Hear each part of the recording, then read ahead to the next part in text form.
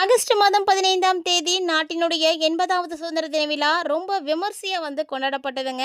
So இந்த இடத்துல இந்த விழாவில் சென்னையில் செயின்ட் ஜார்ஜ் கோட்டையில் முதலமைச்சர் விஜய் அவர்கள் தேசிய கொடி ஏற்றி வைத்து எல்லாருக்கும் உரையாற்றினார்.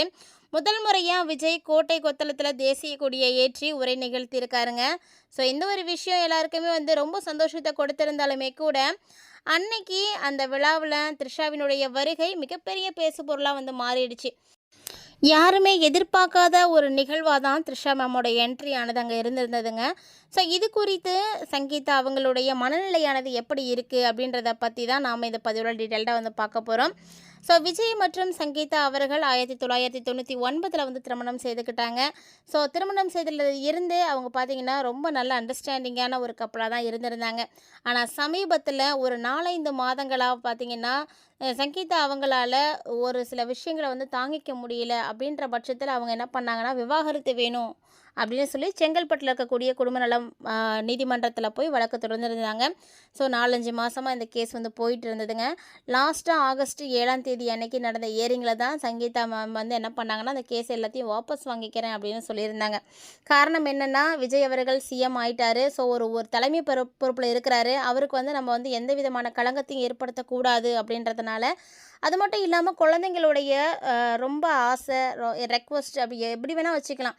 குழந்தைங்களுடைய அன்புக்காகவும் அவங்க இந்த விஷயத்தை செய்திருந்தாங்க.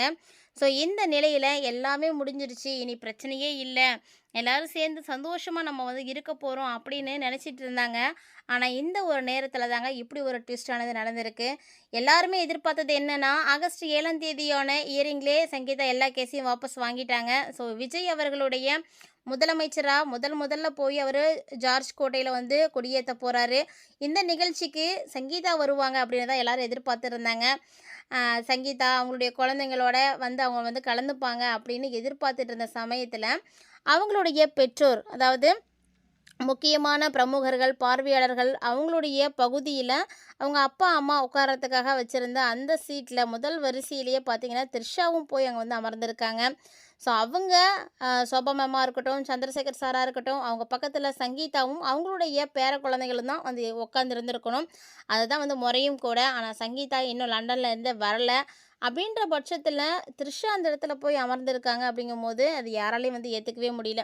யாருமே விஜய் அவர்கள் முதல் முறையாக கொடியேற்றிருக்காரு. அவர் நலத்திட்டங்கள் செய்திருக்காரு, உரையாற்றியிருக்காரு, அவார்டு கொடுத்துருக்காரு, எல்லா விஷயத்தையும் செய்திருக்காரு.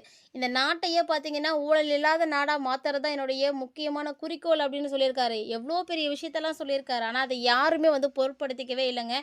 எல்லாருடைய கண்ணும் எங்கள் த்ரிஷா மேலே தான் இருந்திருக்கு. ஸோ அங்கே இருந்த அத்தனை கேமராக்களுமே த்ரிஷாவையும் விஜய் அவர்களையும் தான் ஃபோக்கஸ் பண்ணியிருக்கு. ஸோ இதுக்கு முக்கியமான காரணம் யார் அப்படின்ற மாதிரியான ஒரு கேள்வியும் வந்திருக்கு. ஸோ த்ரிஷா அவங்க சந்திரசேகர் சாராக இருக்கட்டும், சொபமம்மா இருக்கட்டும், அவங்க பக்கத்தில் போய் முதல் வரிசையிலே அமர்ந்திருக்காங்க. அது மட்டும் இல்லாமல் அவங்களோட இவங்க இந்த விஷயத்தில் கலந்துட்டுருக்காங்க. இவங்க தனியாக போகலை, த்ரிஷா அவங்களுடைய அம்மாவையும் கூட்டிகிட்டு தான் போயிருக்காங்க. ஸோ முதல் வரிசையிலே பார்த்தீங்கன்னா சந்திரசேகர் சாருக்கு பக்கத்துலேயே த்ரிஷா அமர்ந்திருந்தாங்க. விஜய் முதல்வரான பின்னாடி நடக்கக்கூடிய முதல் சுதந்திர தின விழா. ஸோ இந்த ஒரு விழாவுக்கு நடிகை த்ரிஷா முதல் வரிசையில் அமர வச்சுருக்காங்க. அப்படிங்கும்போது எல்லாருக்குமே ஒரு கேள்வியானது வந்திருக்கு. இப்போ தான் எல்லாம் பிரச்சனையும் முடிஞ்சிருச்சு அப்படின்னு நினச்சிட்டு இருக்கோம். ஆனால் பிரச்சனை இன்னும் முடியலைங்க. இனிமேட்டு தான் சூடு பிடிக்க போகுதுன்னு நான் நினைக்கிறேன். ஏன்னா முதல்ல சங்கீதா கேஸ்லாம் வாபஸ் வாங்கிட்டு நான் சென்னையில் உங்களோட இருக்கணும் அப்படின்னா, நீங்கள் இனிமேட்டுக்கு த்ரிஷாவோட இருக்கக்கூடிய கான்டாக்ட் எல்லாத்தையும் கட் பண்ணிக்கணும் அப்படின்றதான் அவங்க வச்சுருக்கக்கூடிய முதல் ரெக்வஸ்ட்டு. ஆனால் அந்த ஒரு விஷயத்த விஜய் அவர்கள் கன்சிடர் பண்ண மாதிரியே ஒன்றும் தெரியல. ஏன் இந்த மாதிரிலாம் நடந்துகிட்டு இருக்குது? இந்த மாதிரியான விஷயங்களுக்கு நிறைய கேள்விகள் தான் கேட்டுட்ருக்காங்களே தவிர இதுக்கான பதில் இன்னமும் கிடைக்கலங்க. ஸோ இந்த ஒரு விஷயத்திலலாம் பார்த்துட்டு ரொம்பவே சங்கடப்பட்டுட்டு சங்கீதா உடனே ஃபோன் பண்ணி ஷோபா மேம்கிட்ட பேசியிருக்காங்க. ஸோ அவங்க என்ன பேசியிருக்காங்க அப்படின்றத நம்ம தொடர்ந்து பார்க்க போகிறோம். விஜய் மற்றும் சங்கீதா அவர்களுடைய வாழ்க்கையில் அடுத்தடுத்து நிகழக்கூடிய விஷயங்கள் என்னவாக இருக்க போகுது அப்படின்ற மாதிரியான எதிர்பார்ப்புகள் எல்லாருக்கிட்டையும் இப்போ வந்துருச்சு. ஸோ இதுக்கெல்லாம் என்ன தீர்வு கிடைக்க போகுது அப்படின்றத நம்ம பொறுத்திருந்து தான் பார்க்கணுங்க. ஸோ சுதந்திர தின விழாவில் நடந்திருக்கக்கூடிய இந்த விஷயங்கள்லாம் பார்க்கும்போது சங்கீதாவுக்கு ரொம்பவே வேதனையாக இருந்திருக்கு. உடனே ஃபோன் போட்டு ஷோபா மேம்கிட்ட தான் பேசியிருக்காங்க. நீங்கள் எப்படி இதெல்லாம் அக்செப்ட் பண்ணிக்கிறீங்க? இவ்வளோ சந்தோஷமாக அந்த இடத்துல அமர்ந்திருக்கீங்க. ஒரு வார்த்தை கூட உங்களுக்கு பேசணும் கேட்கணும்னு தோணலையா? நான் வந்து இவ்வளோ தூரம் கஷ்டப்பட்டு அவர விட்டுட்டு வந்து லண்டன்ல இருக்கேன். திரும்பி நான் உங்களோட வந்து சேரணும் அப்படின்றதுக்காக நீங்க என்கூட எவ்வளோ தூரம் வந்து ரெக்வெஸ்ட்டா பேசியிருக்கீங்க. எந்த அளவுக்கு என்ன சமாதானப்படுத்தியிருக்கீங்க. ஆனா நான் வந்து சேர்ந்து இருக்கணும் அப்படின்னு நினைக்கும்போது கூட, நீங்க இதெல்லாம் மாரியான தப்புகள் நடக்கக்கூடாது அடுத்தடுத்து அப்படின்றத ஏன் எதுவுமே பார்க்க மாட்டேங்கிறீங்க? 2 பேருமே வந்து அவங்கள முதல் வரிசையில உங்க பக்கத்திலேயே உட்கார வச்சிருக்கீங்களே அப்படின்ற மாரி ஷோபா மேம்ட்ட வந்து அவங்க வந்து ரொம்ப கோவமா வந்து கேட்டுருக்காங்க, அழுதுருக்காங்க. திரும்ப திரும்ப நீங்க இந்த தவறுகள பண்ணிட்டே இருக்கும் பொழுது, எனக்கு அங்க வரணும் அப்படின்னே தோணவே இல்ல. நான் என்ன செய்யறது இப்ப? அப்படின்னு அவங்க வந்து யோசிச்சுட்டு இருக்காங்க. இதுக்கு ஷோபா மேம் வந்து என்ன மாரியான பதில் குடுத்திருந்தாங்க அப்படின்னு இன்னும் வந்து அதுக்கான தகவல்கள் வெளியாகல. ஆனா, இந்த மாரியான சிச்சுவேஷன்ல சங்கீதாவுடைய மனநிலையானது எப்படி இருக்கும் அப்படின்றத கண்டிப்பா எல்லாராலயும் ஃபீல் பண்ண முடியும்னு நெனைக்கிறேன். நீங்க என்ன மாரி ஃபீல் பண்றீங்க அப்படின்னு மறக்காம வந்து கமெண்ட்ல வந்து கமெண்ட் பண்ணுங்க.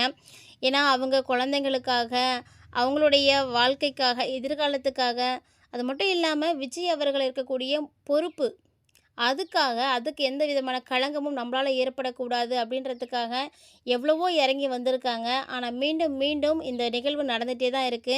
ஸோ, இவங்க வந்து இங்க வாழணும் அப்படின்னு நினைக்கும் பொழுதே எல்லாருக்கிட்டயும் எல்லாருமே வந்து த்ரிஷாவுக்கு ஃபோன் பண்ணி ரெக்வெஸ்ட்லாம் வச்சுருந்தாங்க. ஆனாலுமே ஏன் இந்த விஷயத்துக்கு த்ரிஷா என்ட்ரி ஆயிருந்தாங்க அப்படின்னு தெரியல.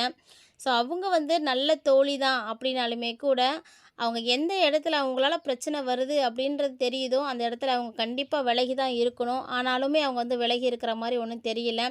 ஸோ, இதுக்கு விஜய் அவர்கள் எப்படி வந்து அக்செப்ட் பண்ணிக்கிறாரு அப்படின்னும் தெரியல. நெறைய பேருக்கிட்ட இந்த விஷயங்கள பத்தி கேள்வி கேட்கும்பொழுது, எல்லாருமே சொல்லக்கூடிய விஷயம் என்ன அப்படின்னா, ஒரு தலைமை பொறுப்புல இருக்கக்கூடியவர்கள், மற்றவர்களுக்கு வந்து முன்னுதாரணமா மட்டும் தான் வாழணும். இந்த நாடு எத நோக்கி போயிட்டுருக்கு அப்படின்னே தெரியல அப்படின்ற மாரி எல்லாருமே வந்து ரொம்ப வேதனையோட வந்து இருக்காங்கன்னு தான் சொல்லணும். தமிழக மக்கள் முதலமைச்சர் விஜய் அவர்களுக்கு என்ன ஒரு அங்கீகாரம் கொடுத்துருக்காங்க அப்படின்றத அவர் இன்னும் உணரலையோ அப்படின்ற மாரி தான் எல்லாருக்கும் வந்து தோணுதுங்க. ஏன்னா நாட்டை வந்து எப்படியாவது வந்து காப்பாற்றணும், நாட்டுக்கு நல்லது நடக்கணும் அப்படின்ற மாரி எல்லாராலையும் தேர்ந்தெடுக்கப்பட்டிருக்கக்கூடிய அவர் திரும்ப திரும்ப இந்த மாதிரி நடந்துக்கிறது, பொது நிகழ்வுகளில் இந்த மாதிரி நடந்துக்கிறது அநாகரிகமாக இருக்குது அப்படின்ற மாதிரியும் எல்லாரும் வந்து ரொம்பவே வேதனைப்பட்டுட்ருக்காங்க. குறிப்பாக டிவிக்கு இருக்கக்கூடிய தொண்டர்களாக இருக்கட்டும், விஜய் ஃபேன்ஸாக இருக்கட்டும், எல்லாருக்குமே வந்து ரொம்ப கஷ்டமாக இருக்குது. திரும்ப திரும்ப இந்த பிரச்சனைய முடிச்சே வைக்க மாட்டாங்களா? அப்படின்ற மாரி தான் எல்லாரும் ஏங்கிட்டு இருக்காங்க. இதையடுத்து இப்ப சங்கீதா என்ன முடிவு பண்ண போறாங்க? அப்படின்றது தாங்க எல்லாருக்குமே வந்து ஒரு மிகப்பெரிய எதிர்பார்ப்பா இருக்கு. சங்கீதா அவங்களுடைய மனசு திரும்ப வந்து மாறிடுமா? திரும்ப வந்து பிரச்சனைகள் வந்து வரப்போகுதா? இல்ல எல்லாமே வந்து அக்செப்ட் பண்ணிட்டு மீண்டும் இணைந்து வாழப் போறாங்களா? எதுவுமே தெரியல. ஏன்னா ஆகஸ்ட் 25 அன்னைக்கு தான் அவங்களுடைய வெட்டிங் ஆனிவர்சரி. அப்ப தான் சங்கீதா வர மாரி வந்து விஷயங்கள் வந்து கிடைச்சிருக்கு. ஆனா அவங்க வருவாங்களா இப்ப? அப்படின்றதே ஒரு மிகப்பெரிய கொஸ்டின் மார்க்கா தான் இருக்கு. ஸோ இவங்களுக்குள்ள என்ன நடக்கப் போகுது அடுத்தடுத்து அப்படின்றதெல்லாம் நம்ம பொறுத்திருந்து பார்க்கலாம். எந்த மாரி சினிமா சார்ந்த அப்டேட்ஸா இருக்கட்டும், அரசியல் சார்ந்த அப்டேட்ஸா இருக்கட்டும், இதெல்லாம் நீங்க உடனுக்குடன் பார்த்து தெரிஞ்சுக்கணும்னு நினைக்கிறீங்கன்னா, மறக்காம நம்ம சேனலை சப்ஸ்கிரைப் பண்ணிட்டு ஃபாலோ பண்ணிக்கோங்க.